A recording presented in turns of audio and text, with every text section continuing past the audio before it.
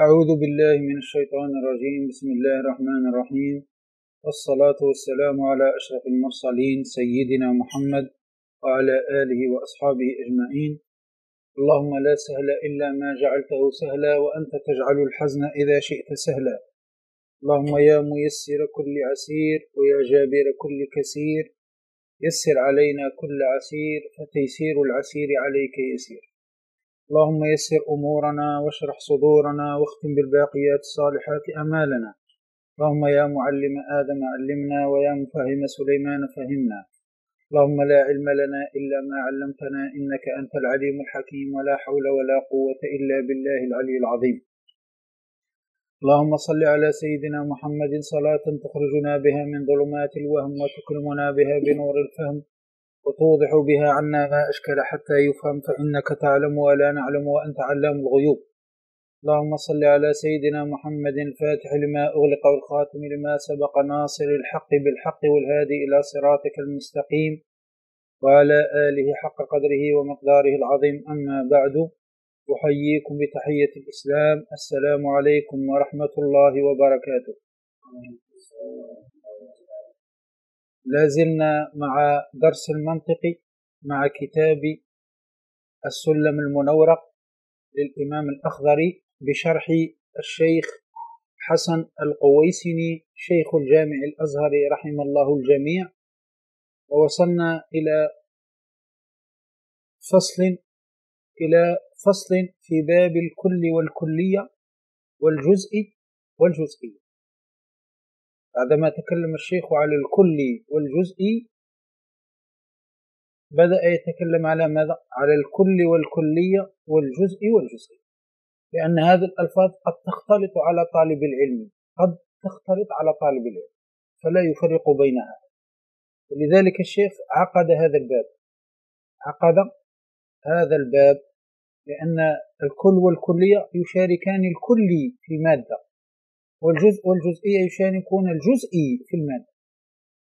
فلما خاف على طالب العلم أن يختلط عليه الأمر، أكمل هذا البيان. وهذا الكلام هكذا. فنحن سنقرأ الأبيات ثم نأخذ الجزء. أعوذ بالله من الشيطان الرجيم. بسم الله الرحمن. الحمد لله الذي قد أخرج نتائج الفكر بالحجاب، وحط عنهم من سماء العقل كل حجاب من سحاب الجهل، حتى بدت لهم شموس المعرفة، رأوا مخدراتها منكشفة. نحمده جل على الإنعام بنعمة الإيمان والإسلام، من خصنا بخير من قد أرسل، وخير من حاز المقامة العلا، محمد سيد كل مختفى، العربي الهاشم مصطفى، صلى عليه الله ما دام الحجا، يأخذ من بحر الماء لجاجا، وآله وصحبه ذوي الهدى، من شبهوا بأنجم في الاتداء. وبعد فالمنطق للجنان، نسبته كالنحو للسان، فيعصم الأفكار عن غير الخطا، وعن دقيق الفهم كيف الغطاء. فهك من أصوله قواعد، تجمع من فنونه فوائد. سميته بسلم المنورق، يرقى به سماء علم المنطق، والله أرجو أن يكون خالصا لوجهه الكريم ليس خالصا، وأن يكون نافعا للمهتدي به إلى المطول ليهتدي. والخلف في جواز الاشتغال به على 3 أقوال، فابن الصلاح والنووي حرم، وقال قوم ينبغي أن يعلم.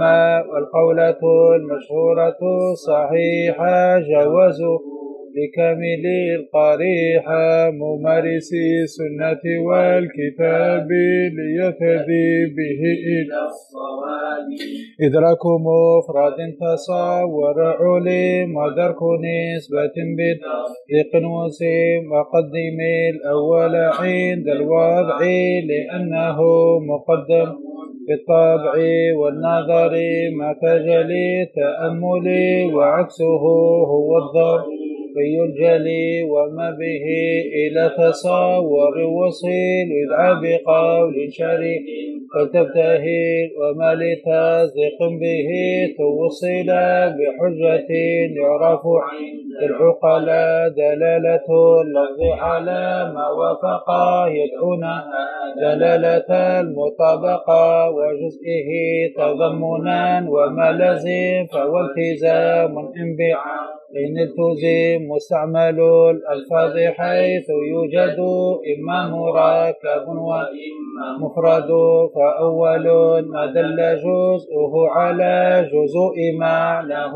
بعكس ما تلا وهو على قسمين أعني المفرد كلي أو جزئي حيث وجد فمفهم اشتراكنا الكلي كأسد وعكسه الجزئي وأولا للذات إن فيها اندرج فانصبه أو لعارض إذا خرج وكليات 5 دون انتقاص جنس وفاص عرض نوع وخاص وأول 3 بلا شطر جنس قريب أو بعيد أو وسط ونسبة الألفاظ للمعاني 5 أقسام بلا نقصان تواطؤ تشكك تخالف والاشتراك وعكسه ترادف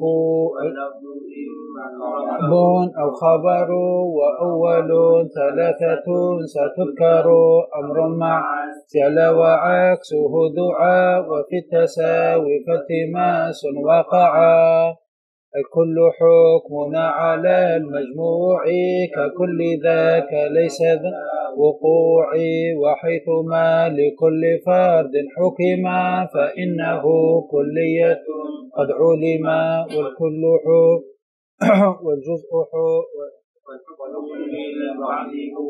جزئية والجزء معرفته جلية. نعم.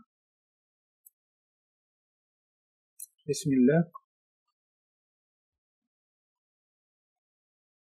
نعم. بسم الله الرحمن الرحيم. قال المصنف رحمه الله تعالى ونفعنا بعلومه وبعلوم مشايخنا في الدارين.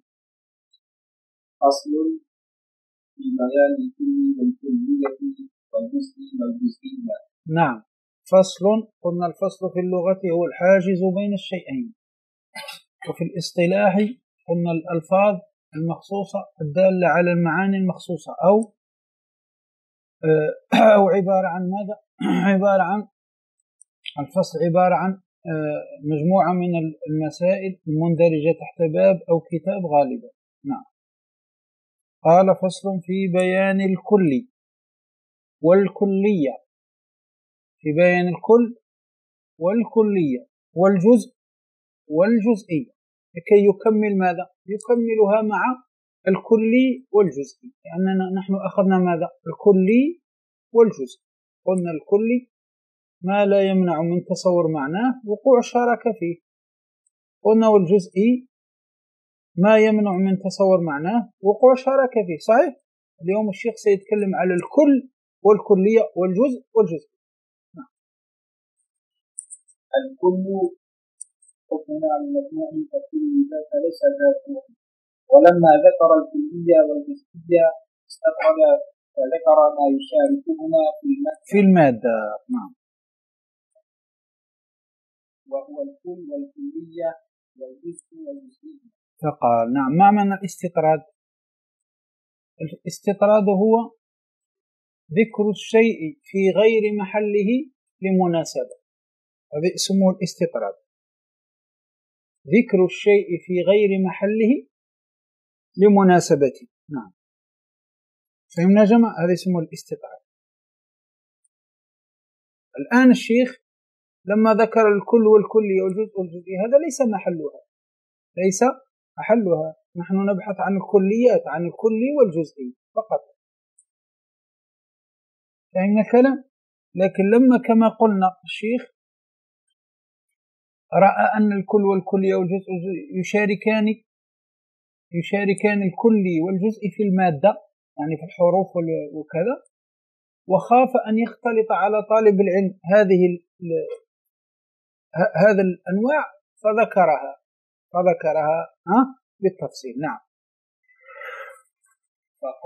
فقال أصل في بيان الكل والكلية والجزء والجزئية. نعم. الكل حكمنا على المجموع. نعم، الكل حكمنا على المجموع. نعم، أي على جملة الأفراد من حيث كونها مجموعة. نعم، لا يستقل فرد منها بالحكم. نعم.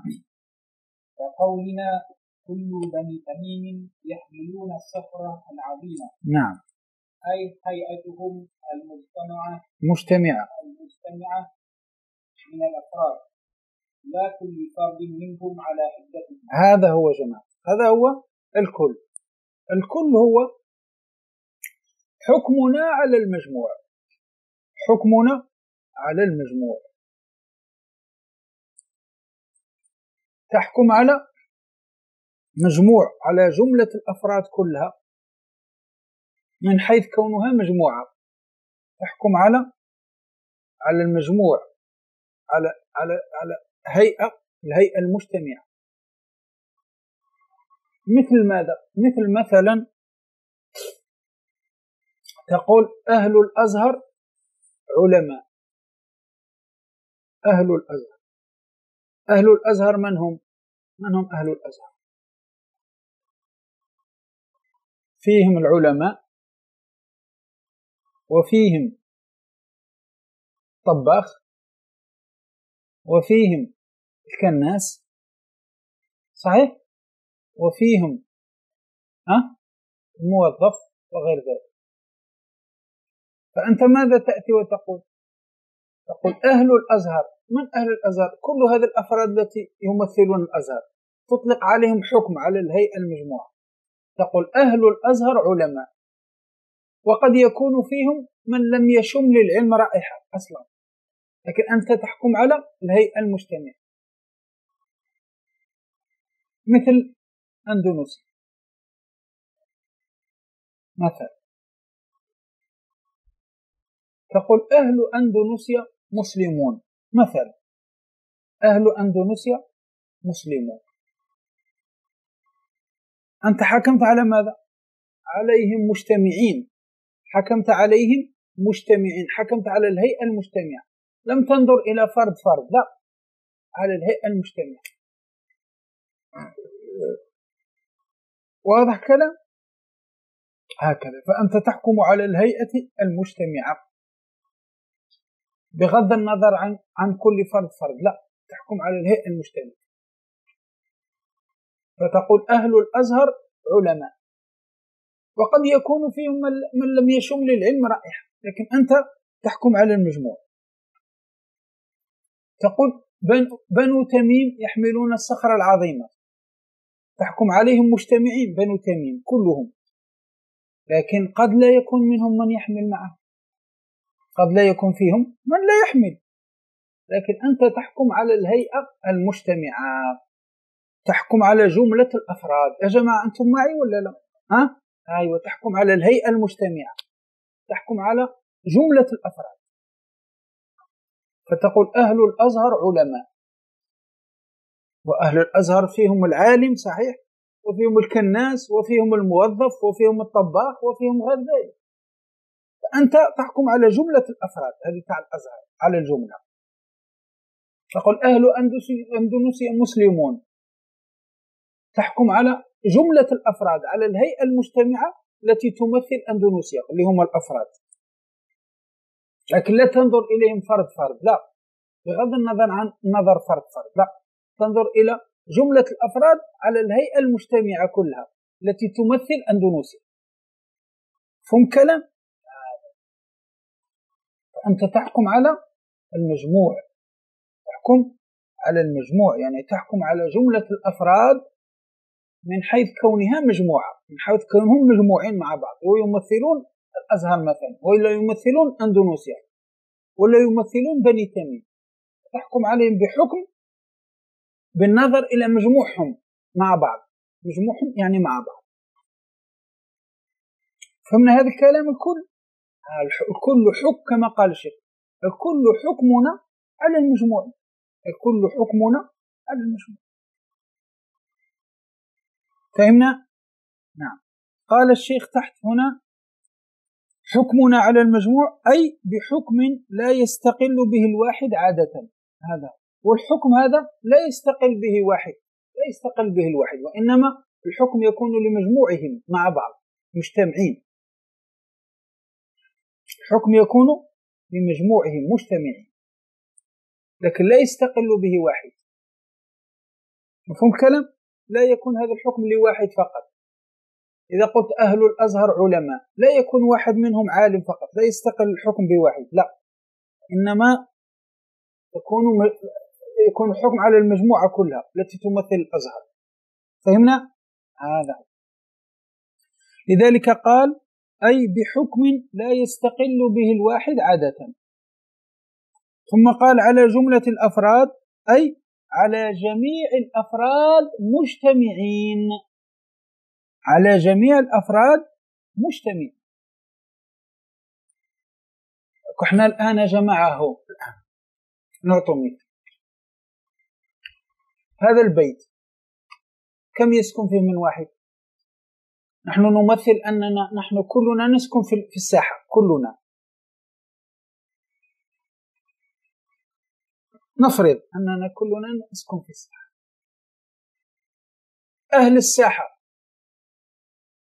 أهل الساحة من هم؟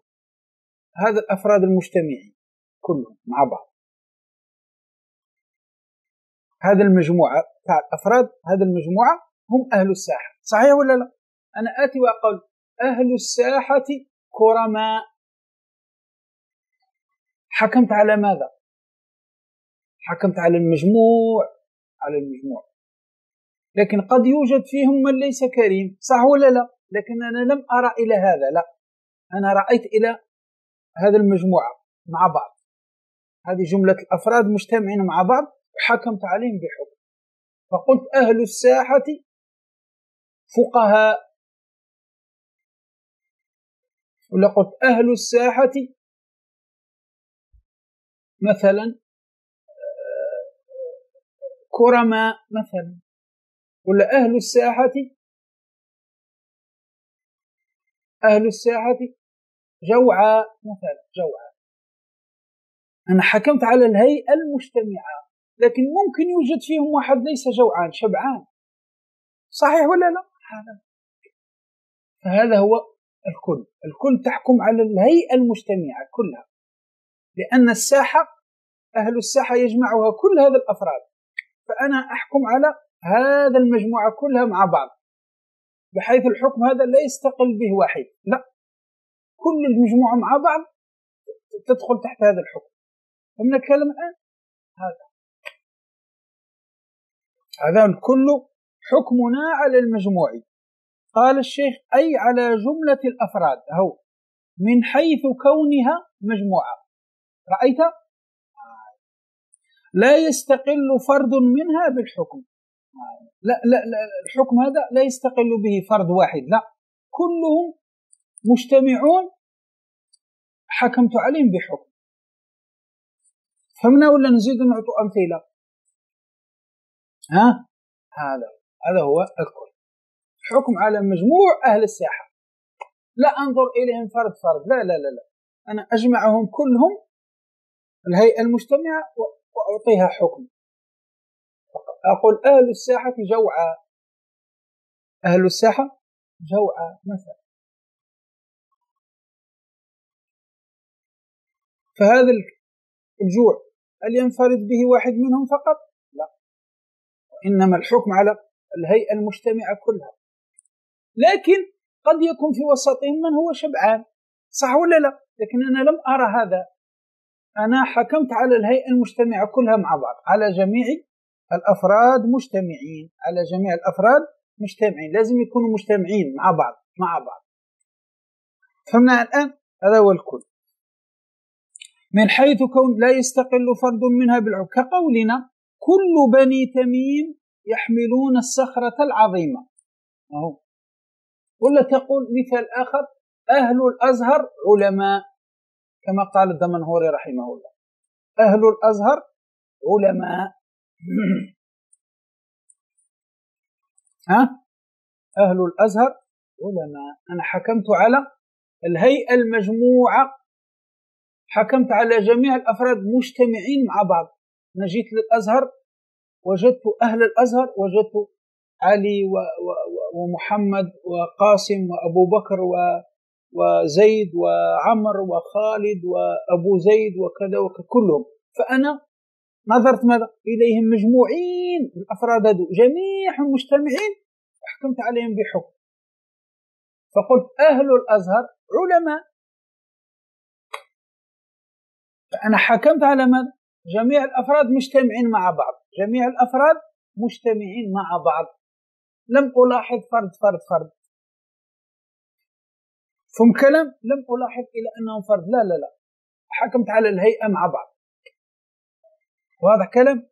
لا تقول أهل أندونيسيا مسلمون، حكمت على الهيئة والأفراد الذين يجمعون أندونيسيا، دولة أندونيسيا، كل الأفراد الذين يجمعون دولة أندونيسيا، وجيت وحكمت على هذه الهيئة المجتمعة، فقلت أهل أندونيسيا مسلمون، لكن قد يكون فيهم مسيحي، قد يكون فيهم بوذي مثلا، رغم ذلك حكمت على المجموعة، لم ألاحظ فرد. فهمنا هذا؟ كقولنا كل بني تميم يحملون الصخر العظيم، هنا كذلك أنا جيت لبني تميم، قبيلة بني تميم، من يجمع قبيلة بني تميم؟ يجمعها مثلا 20 شخص مثلا، فأنا حكمت على جميع هذه الأفراد مجتمعين، 20 شخص كلهم مجتمعين مع بعض، حكمت عليهم بحكم، فقلت كل بني تميم يحملون الصخر العظيم، فهم الهيئة كلها المجتمعة حملوا الصخرة، كلهم مع بعض حملوا الصخرة، ولا يستقل بحمل الصخرة واحد منهم، لا، كل الهيئة المجتمعة. فهمنا؟ أي هيئتهم المجتمعة من الأفراد.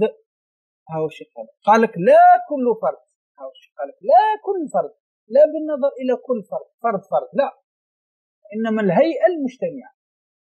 أما النظر إلى فرد هذاك باب الكلية سنتكلم عليه. نعم، لا كل فرد منهم على حدته، لا، أنا حكمت على ماذا؟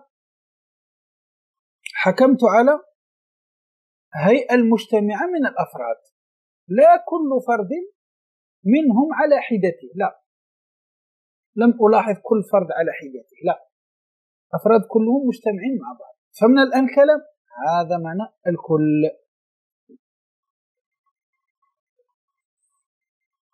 نعم، اقرأ لنا. ومنه قوله تعالى، زيد اكتب هذه الأمثلة، أهل الأزهر علماء، اكتب مثلا أهل أندونيسيا مسلمون مثلا، لكي يكون عندك أمثلة كثيرة. أهل الأزهر علماء، وفيهم من لم يشم للعلم رائحة، كما قال دمنهوري رحمه الله. نعم. ومنه قوله تعالى ويحمل عرش ربك فوقهم يومئذ 8. ها هو يحمل عرش ربك 8 أملاك. هذا الحمل، هذا الحمل يعني حكمنا به على الهيئة المجتمعة من 8 أملاك، الهيئة المجتمعة كلهم مجتمعين مع بعض حملوا العرش، لا كل واحد على حدته، لا، إنما مجتمعين مع بعض، 8 كلهم مجتمعين مع بعض حملوا العرش. فنحن حكمنا على مجموعهم، حكمنا على مجموعهم. نعم، لا كل واحد منهم باستقلاله، لا، على مجموعهم مع بعض. نعم. وإنه حكم بالحمل على الهيئة المركبة من كل من 8 مجتمعين. فهمنا يا جماعة؟ أيوة. نعم. لا على كل منهم باستقلاله. لا على كل منهم باستقلاله، لا، لم يحكم على كل واحد باستقلاله، لا، مجتمعين كلهم مع بعض، كلهم مجتمعين. هذا الهيئة المجتمعة حكم عليها شيء، حكم عليها القرآن: ويحمل عرش ربك فوقهم يومئذ ثمانية. نعم، مفهوم؟ 8 أملاك كما قيل. نعم. قال تحت: قوله فوقهم أي فوق 8، فهو من عود الضمير على متأخر لفظا متقدم رتبة. واضح؟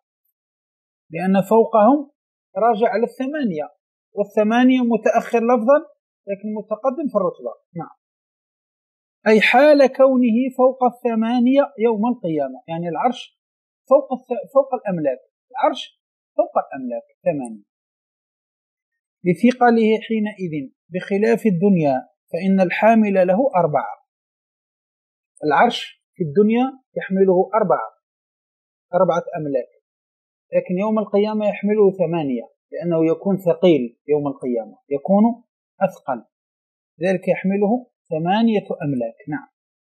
قيل 8 أملاك وقيل 8 صفوف. قوله لا على كل منهم باستقلاله، أي لأنه لا يستقل فرد منهم بالحمل، فلا تقصد إفادة ذلك لمخالفته للواقع. فهمت؟ إنما النظر إلى الهيئة المجتمعة، لا إلى كل فرد بحدته. نعم. ومثل المصنف. واضح يا جماعة؟ فمن الكل هو الحكم على المجموع، على جميع الأفراد مجتمعين مع بعض، تحكم عليهم بحكم. نعم. ومثل المصنف الحكم على المجموع بقوله: فكل ذاك ليس ذا وقوع، وهو معنى الحديث المروي في قوله صلى الله عليه وسلم: كل ذلك لم يكن، حين قال له ذو اليدين: أقصرت الصلاة أم نسيت؟ هذا هو يا جماعة. انظر الآن، احنا الآن إذا نظرنا إلى هذا الحديث، أن النبي صلى الله عليه وسلم في معنى الحديث خرج ليصلي بهم صلاة العصر أو الظهر، فصلى ركعتين ثم سلم ودخل إلى بيته. صلى بهم ركعتين ثم سلم ودخل إلى بيته. فجاء هذا الصحابي ذو اليدين دق عليه الباب، قال له: يا رسول الله، أقصرت الصلاة أم نسيت؟ هل الصلاة قصرت فأصبحت العصر ركعتين، ولا نسيت فسلمت من ركعتين؟ ما الذي حدث اليوم صلينا ركعتين فقط في العصر، ما الذي حدث؟ هذا ذو اليدين يقول للنبي، قال: هل الصلاة قصرت أم نسيت؟ فماذا قال له النبي؟ كل ذلك لم يكن، كل ذلك لم يكن. فهنا النبي لم يحكم على الهيئة المجتمعة، لا، وإنما حكم على فرد، حكم عليها فردا، كأن النبي قال له: لم أنسى ولم تقصر الصلاة. هذا معنى كل ذلك لم يكن، كأن النبي قال له: لم تقصر الصلاة ولم أنسى. فهذا في التحقيق من باب الكلية، لأن النبي نفى فردا، لم ينفي هيئة مجتمعة، لا، إنما نفى ماذا؟ فردا. قال كأنه قال له: لم أنسى ولم تقصر الصلاة. فالنبي نفى ماذا؟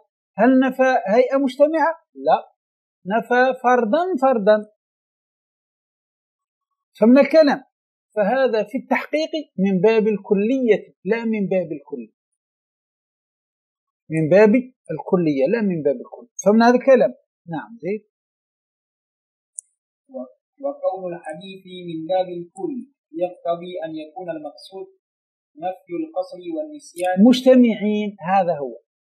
فلو نقول أن الباب أن هذا الكلام من باب الكل لا بد يكون ماذا؟ يكون نفي القصر والنسيان مجتمعين مع بعض، لا نفي كل واحد على حدته، لازم يكونوا مجتمعين. أيوة، لا نفي كل على حدته، لا نفي كل على حدته، هذا لأن النبي كأنه نفى كل واحد على حدته، كأنه قال لم أنسى ولم تقصر، هذا نفي كل واحد على حدته، فلا يكون من باب الكل، وإنما يكون من باب الكلية.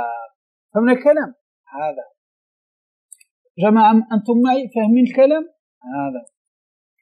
وكون الحديث من باب الكل يقتضي أن يكون المقصود، إذا قلنا أن الحديث من باب الكل يقتضي أن يكون المقصود هكذا: نفي القصر والنسيان مجتمعين مع بعض، الهيئة المجتمعة.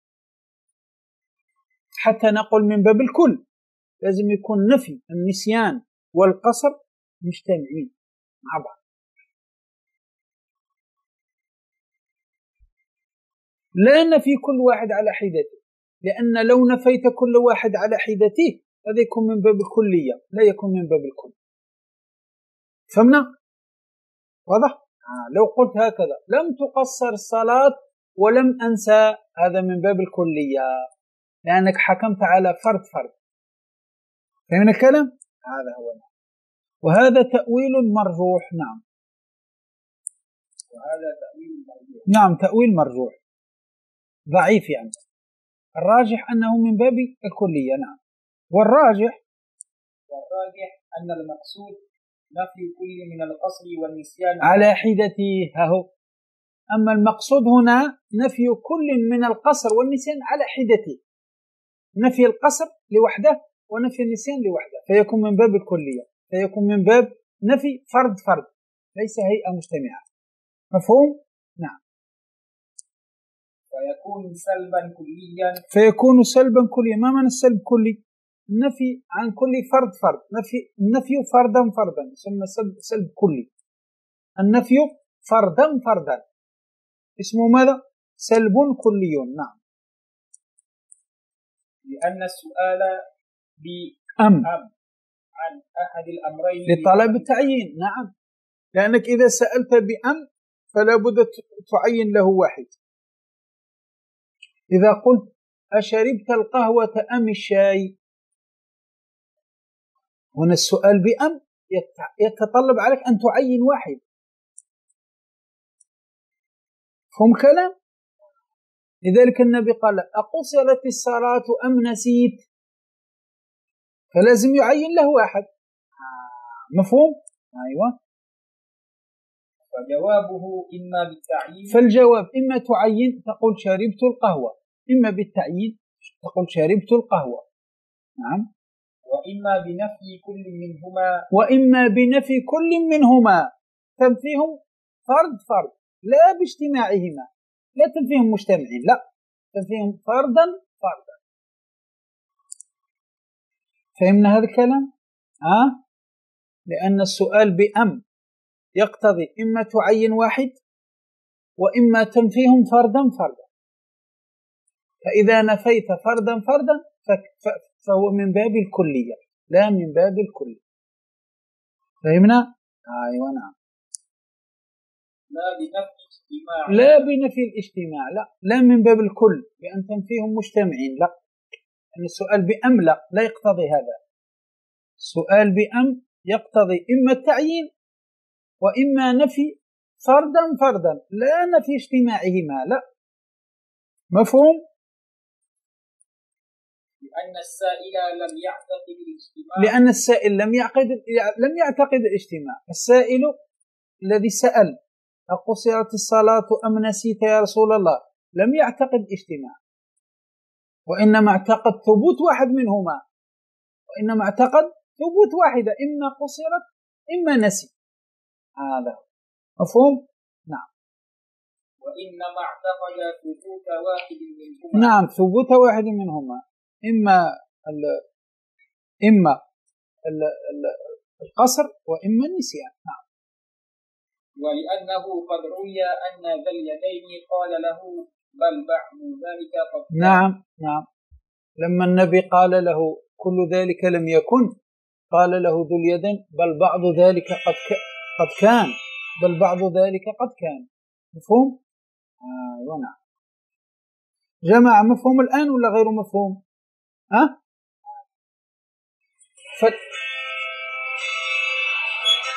فالآن الحديث من باب الكل ولا من باب الكلية؟ من باب الكلية. كل ذلك لم يكن النبي نفى فردا لم ينفي مجتمعين مع بعض، لا، وإنما نفى فردا. فهذا الحديث في التحقيق من باب الكلية لا من باب الكلي.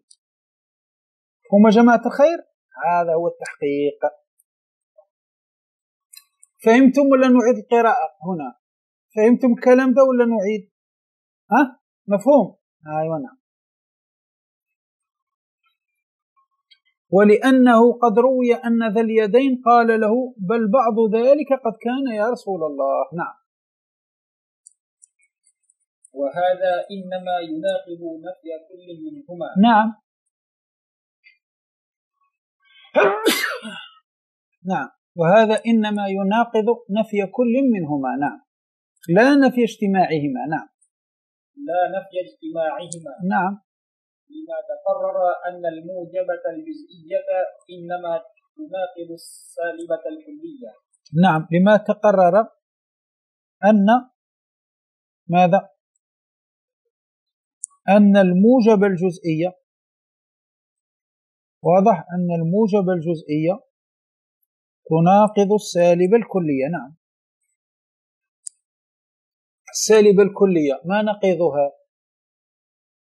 موجب جزئي. السالب الكلية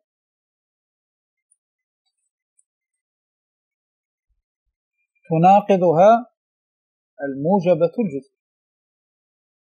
فهم كلام؟ فلذلك هذا يناقض نفي كل منهما لا نفي اجتماعهم. فكأن النبي قال لم أنسى ولم تقصر الصلاة، لم أنسى ولم تقصر. نعم. زيد. ولأن القاعدة الغالبة كان كلا إذا تقدمت على النفي كان الكلام من عموم السلب. هذا هو القاعدة الغالبة، أن كل لفظ كل إذا تقدمت على النفي فهذا يفيد ماذا؟ عموم السلب. إذا قلت كل ذلك لم يكن، كل ذلك لم يكن، هذا يفيد عموم السلب. ما معنى؟ ينفي فردا. إذا قلت هكذا كل التلاميذ لم يحضر، كل التلاميذ لم يحضر، إذا تقدم لفظ كل على النفي، إذا تقدم لفظ كل على النفي هذا يفيد ماذا؟ نفي فردا. لو قلت كل التلاميذ لم يحضر ماذا يفيد هذا؟ لا أحد حضر، تنفي عن الحضور فردا. صحيح؟ كذلك إذا قلت كل ذلك لم يكن، ما معنى هذا؟ لم تقصر ولم ينسى. فالنبي نفى فردا وهو من باب الكلي، لأن القاعدة أن كل إذا تقدمت على النفي فإن الكلام يكون من عموم السلب، من عموم السلب، وهو النفي فردا. فهمنا؟ أيوة نعم. وكل متقدمة في قوله صلى الله عليه وسلم كل ذلك نعم. وكل متقدمة على النفي في قول النبي، فهذا يفيد ماذا؟ أن النبي نفى فردا وعليه فيكون من باب الكلية لا من باب الكل. فهمنا مولانا الرزقي؟ هذا هو. فهمنا؟ هذا هو. ويكون السلب عاما لكل فردا يكون السلب النفي، السلب اللي هو النفي عاما لكل فرد. نعم. بحسب الظن. نعم. بحسب الظن. نعم. لا بحسب الواقع فلا فلا كذب. نعم، بحسب الظن فقط لا بحسب الواقع، فلا كذب. نعم. وحينئذ تمثيل المصنف للكل بهذا المثال غير صحيح. هذا فالاستنتاج ما هو؟ أن تمثيل المصنف بهذا المثال غير صحيح، لأنه مثل بباب الكلية لا بباب الكل. لو قال هكذا: كل حكمنا على المجموع كأهل الأزهر علماء مثلا، لكان صحيح. كأهل أندونيسيا مسلمون، لكان صحيح. كأهل بني تميم يحملون الصخرة العظيمة، لكان صحيح. لأن هذا كله فيه الحكم على الهيئة المجتمعة، جميع الأفراد مجتمعين. لكن التمثيل بالحديث لا، من باب الكلية. فهمنا؟ أيوة، فهمنا الكلام. لأن تقديم لفظ كل على النفي هذا يفيد ماذا؟ عموم السلب، يعني تنفي فردا فردا. بالعكس، بخلاف لو كل تقدمت على ماذا؟ تقدمت على النفي، هذا يفيد سلب العموم، يفيد سلب العموم. لو قلت هكذا: لم يحضر كل تلاميذ، لم يحضر كل التلاميذ، هل نفيت الحضور فردا فردا؟ لا، وإنما نفيت عن البعض فقط. لم يحضر كل التلاميذ بل حضر بعضهم، هكذا. هذا هو الفرق بين تقدم أداة النفي كل وتأخرها. نعم، فهمنا جماعة؟ لكن قال الملوي رحمه الله، قال: الشيخ هنا أراد أن يمثل لك، فأنت لا تبقى مع الأمثلة، هذه مجرد أمثلة فقط.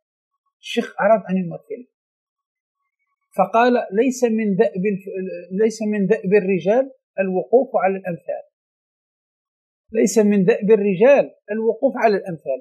أنت الشيخ أراد أن يمثل لك فقط، فأنت لا تبقى واقف مع المثال، مثل مثال آخر. قل: أهل الأزهر علماء، بنو تميم يحملون الصخرة العظيمة، أهل أندونيسيا مسلمون، هكذا. لا تبقى مع المثال، لأن هذا ليس من دأب الرجال أن يقف على المثل واحد فقط ويبقى هكذا يناقش ويحلل. لا، خلاص، انتقل إلى مثال آخر. فهم؟ ليس من دأب الرجال الوقوف على الأمثال. نعم. وحيثما لكل فرد حكما فإنه كلية قد علما. نعم. وحيثما لكل أي على كل فرد حكما، فإنه أي الحكم أو القضية، وذكر الضمير بتأولها بالقول. لذلك قال: وحيثما لكل فرد حكم. الحكم هو بمعنى ماذا؟ الحكم أو القضية، صح؟ قال: فإنه، لم يقل فإنها. ذكر الضمير لتأولها بالقول، لأننا تأولنا القضية بأنها القول، لذلك ذكر الضمير. فهمنا؟ أيوة. كلية قد علم، نحو كل نفس ذائقة الموت ولا إله إلا الله. أيوة. أما إذا حكمت على كل فرد فردا فردا فردا فردا، فهذا اسمه باب الكلية. مثل: كل نفس ذائقة الموت، كل نفس ذائقة الموت، هذا حكمت على ماذا؟ على كل فرد مستقل عن الآخر، فردا فردا. كل نفس، هذه النفس وهذه النفس وهذه النفس وهذه النفس وهذه النفس وهكذا، كلها ذائقة الموت. ولا قلت: لا إله إلا الله، كذا نفيت الألوهية عن كل إله إلا لله سبحانه وتعالى. نفيت الألوهية عن كل إله فردا فردا إلا الله تبارك وتعالى. كن كلام. تقول: كل إنسان حيوان، كل إنسان حيوان، فردا فردا فردا فردا. زودوا أعطونا أمثلة. مثلا تحكم على الأفراد، ماذا تقول؟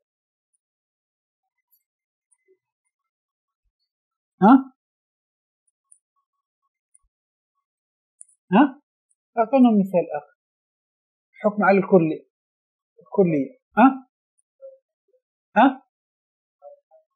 كل الطلبة حاضرون. نعم.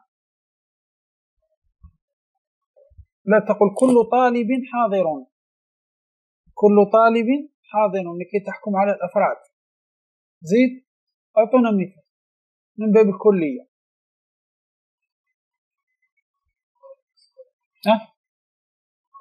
كل غراب أسود مثلا.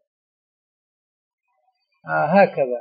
فالحكم على فرد، الكلية تحكم عليها فردا، وحيثما لكل فرد حكم فردا فإنه كلية قد علم. مفهوم كلام؟ الحديث من باب ماذا؟ من باب الكلية. كل ذلك لم يكن، معناه لم يكن تقصير ولم يكن النسيان، فنفى فردا. مفهوم؟ نعم.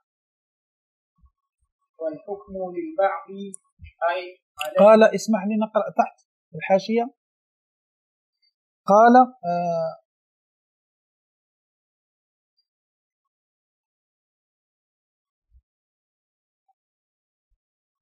قال لتأولها بالقول، أي لأن قضية بمعنى قول وهو مذكر فتعطى حكمه، وقد سبق أن القول خاص بالمركب عند أهل هذا الفن، وفيه إشارة إلى أن الكلية والجزئية كما يصح أن يوصف بهما الحكم يصح أن توصف بهما الجملة المشتملة عليه كذلك. سورة آل عمران. وفي كلامه إشارة إلى أن الكلية والجزئية كما يطلقان اصطلاحا على الحكم يطلقان كذلك على القضية المشتملة عليه، كما قلنا الكلية والجزئية كما يطلقان على الحكم، تقول حكم كلي ولا حكم جزئي، يطلقان على القضية المشتملة على الحكم كذلك، تقول قضية كلية وقضية جزئية. واضح؟ نعم. زيد. والحكم للبعض أي عليه وهو الجزئية. هو الجزئية. نعم. نحو بعض الإنسان كاتب. نعم، بعض الإنسان كاتب. واضح؟ بعض الإنسان كاتب تحكم على الجزء، تحكم على البعض. الحكم على البعض هو الجزئية. تقول بعض الإنسان كاتب، حكمت على البعض، فهذا اسمه الجزئية. نعم. أو ليس بعض الإنسان بكاتب. أو ليس بعض الإنسان بكاتب. فالحكم على البعض يسمى ماذا؟ الجزئية. نعم.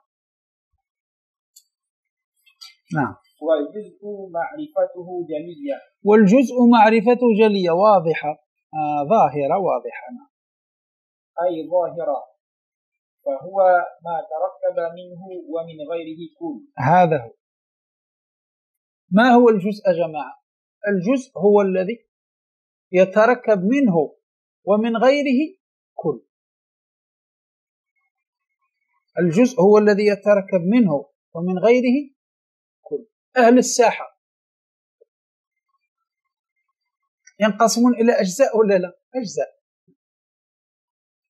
هذا جزء وهذا جزء وهذا جزء هذا جزء هذا، حتى يتركب منهم ماذا؟ تتركب منهم الساحة، صح؟ الجزء ما هو؟ هو الذي يتركب منه ومن غيره كل، يصبح كل. هو الذي يتركب منه ومن غيره كل، فالكل تحته أجزاء. الكل تحته ماذا؟ الكل تحته أجزاء. أما الكلية تحتها ماذا؟ جزئيات. هذا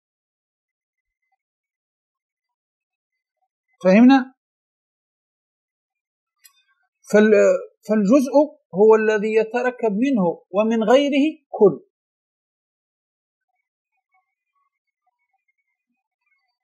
مثل ماذا؟ مثل الإنسان. الإنسان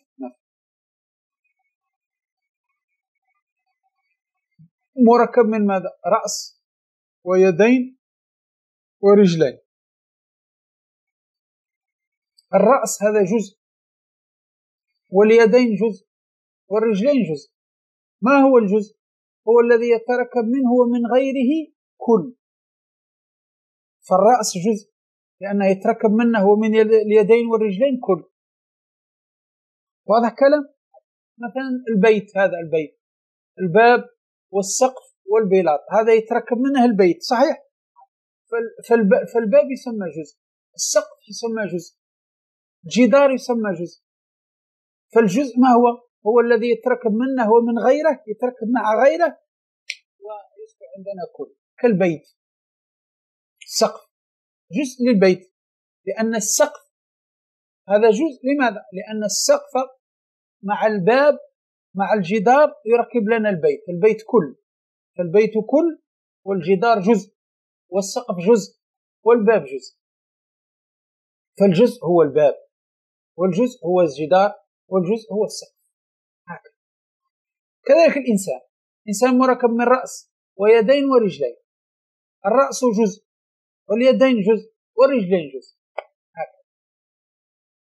فالجزء هو الذي يتركب منه ومن غيره كل. هذا الموبايل مركب من ماذا؟ مركب من شاشة وشاحن وكاميرا.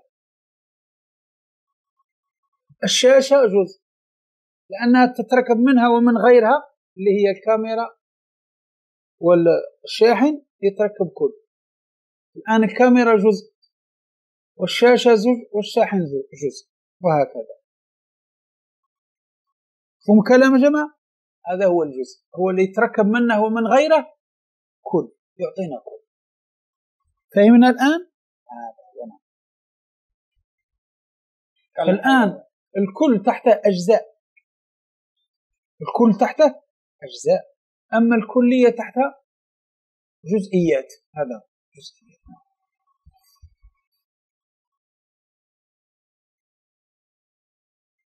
نعم.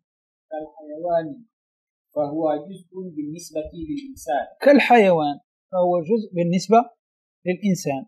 لماذا؟ لأن الإنسان يتركب من الحيوان ومن الناطق. يتركب من ماذا؟ من الحيوان والناطق. الآن الحيوان هذا جزء بالنسبة للإنسان، لأنه يتركب منه ومن الناطق كل، اللي هو الإنسان، اللي هو الإنسان. كذلك المثال الذي أعطيناه، الرأس واليدين والرجلين. الرأس جزء لأنه يتركب منه ومن غيره كل، وهو الإنسان. فهم كلام؟ هذا. كالحيوان فهو جزء بالنسبة للإنسان. لماذا؟ لتركبه منه ومن الناطق. هذا. لأن الإنسان يتركب من ماذا؟ من الحيوان ومن الناطق. فالحيوان جزء لأنه يتركب منه ومن غيره كل. مفهوم كلام؟ هذا الحاصر. الحاصر هذا مركب من ماذا؟ الحاصر هذا من مركب من خيط، صح؟ ومن ماذا؟ من خيط. زيد مركب من ماذا هذا؟ خيط ولون. زيد مثلا خيط ولون. من خيط ولون مثلا، خيط ولون. فالآن الخيط جزء واللون جزء، لأن الخيط يتركب معه ومع غيره كل، اللي هو الفراش. هذا الفراش كل، وما يتركب منه أجزاء. فالآن الخيط جزء واللون جزء. فالخيط جزء واللون جزء. مفهوم كلام؟ الجزء ما يتركب منه ومن غيره كل. نعم هذا. وهكذا وقس على هذا.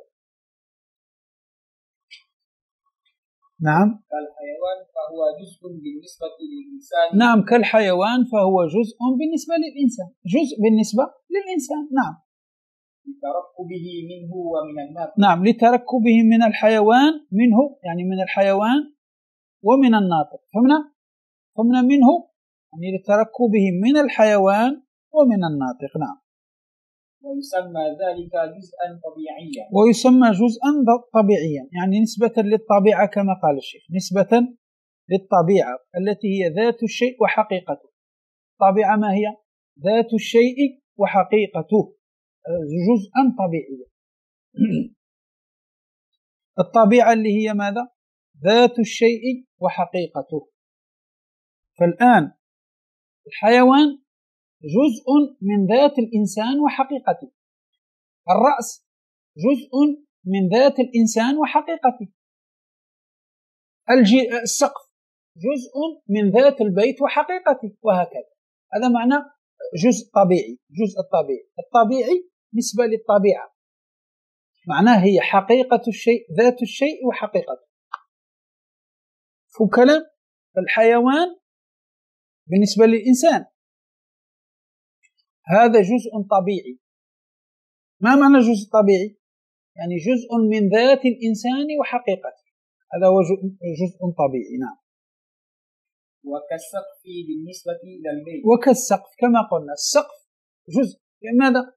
لأنه يتركب منه ومن الباب ومن الجدار بيت، فالسقف جزء، والباب جزء، والجدار جزء، والأرض جزء، وهكذا. مفهوم كلام هذا؟ لتركبه منه ومن الجدران. لتركبه من السقف والجدار. تركبه ماذا؟ من السقف والجدار بيت. واضح؟ بيت. نعم. ويسمى ذلك جزءا ماديا. نعم، يسمى جزء مادي. هذا يسمى جزء مادي، لا يسمى جزء طبيعي، لا، جزء مادي. لماذا؟ لأنه ما يمد به الشيء، ما يمد به الشيء نسبة إلى المادة، وهي ما يمد به الشيء. فالآن الحيوان بالنسبة للإنسان جزء طبيعي. جزء طبيعي. ما معنى طبيعي؟ نسبة للطبيعة، وهي ذات الشيء وحقيقته. فالحيوان جزء من ذات الإنسان وحقيقته. أما السقف بالنسبة للبيت فهو جزء مادي، مادة، لأن هذا مركب من مادة، مواد، فهذا جزء مادة. فهم كلام؟ أما الحيوان لا، جزء طبيعي نسبة للطبيعة اللي هي حقيقة ذات الإنسان وحقيقته. فالحيوان جزء من ذات الإنسان وحقيقته. أما السقف لا، جزء مادي، لأن البيت مركب من مواد أصلا. السقف هذا مادة، والبيت مادة، والباب مادة، والجدار مادة، فيسمى جزء مادي. فهمنا الفرق؟ بالنسبة للحيوان جزء طبيعي، بالنسبة للسقف جزء مادي. مفهوم كلام؟ هذا جزء مادي. قال تحت: قال قوله طبيعيا نسبة للطبيعة التي هي ذات الشيء وحقيقته. هذا ذات الشيء وحقيقته. فالآن الحيوان بالنسبة للإنسان هذا جزء طبيعي، فهو جزء الإنسان وحقيقته. مفهوم؟ قال: وقوله ماديا نسبة للمادة، وهي ما يمد به الشيء، ما يمد به الشيء. نعم.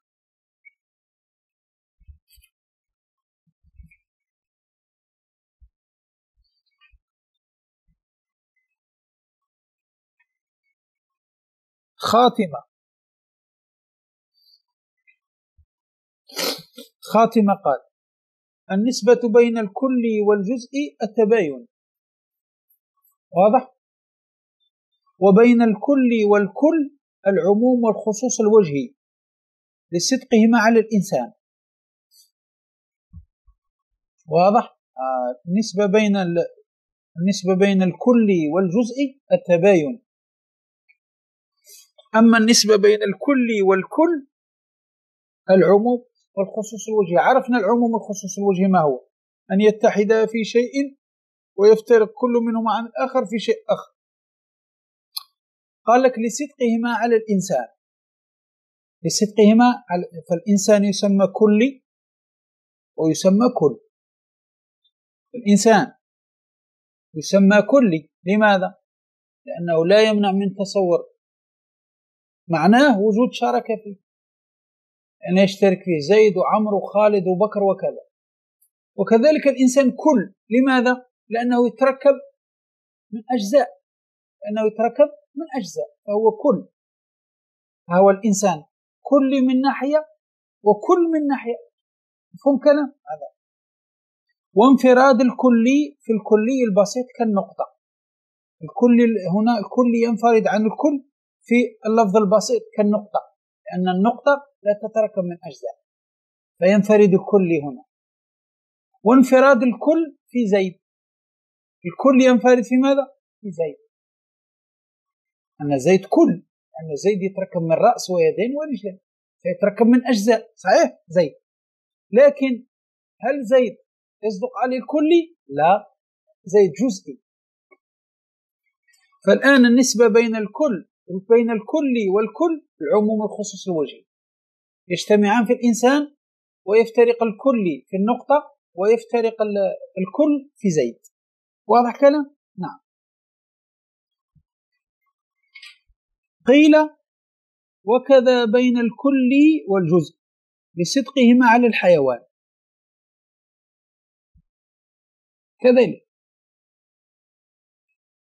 كذلك قيل بين الكل والجزء، بينهما عموم وخصوص وجهي، الكلي والجزء لصدقهما، لأن الحيوان كلي، لأنه لا يمنع من تصور معناه وقوع شركة فيه، لأن يشترك فيه البغل والحمار والفارس وغير ذلك كلي. وكذلك جزء، لماذا؟ لأنه جزء الإنسان. أيوة. وانفراد الكلي في الإنسان، الكل ينفرد في الإنسان لأن الإنسان ليس جزء. وانفراد الجزء في تشخص الجزء، وانفراد الجزء في تشخص الجزء وفيه أن الإنسان جزء من زيد مثلا. نعم. قال لتركبه من الإنسانية والتشخص، فلم ينفرد الكلي في الإنسان بل هو جزء أيضا. وبين الكل والجزء كذلك عموم الخصوص الوجهي لصدقهما على زيد، أن زيد كل، أنه يتركب من أجزاء، وزيد جزئي لأنه ماذا؟ يمنع من تصور معناه وقوع الشركة فيه. وانفراد الكل في الإنسان، انفراد الكل في الإنسان لأن الإنسان يتركب من أجزاء. وانفراد الجزء في الجزء البسيط كالنقطة مثلا، كالنقطة هذا جزئي. نعم. وبين الجزء والجزء كذلك عموم خصوص وجهي لصدقهما على التشخص المخصوص، وانفراد الجزء في زيد وانفراد الجزء في الحيوان.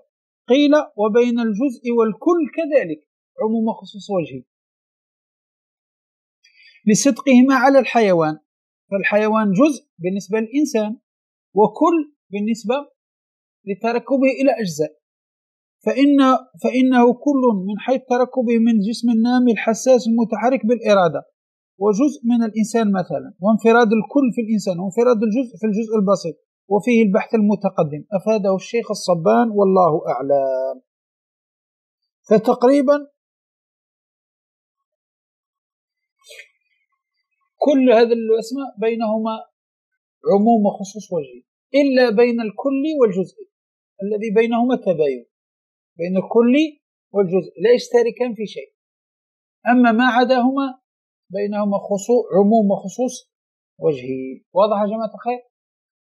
وفي هذا القدر كفاية. نسأل الله تبارك وتعالى أن يجعلنا من الذين يستمعون القول فيتبعون أحسنه، أولئك الذين هداهم الله وأولئك هم أولي الألباب. صلى الله وسلم وبارك على سيدنا محمد وعلى آله وصحبه وسلم، والحمد لله رب العالمين.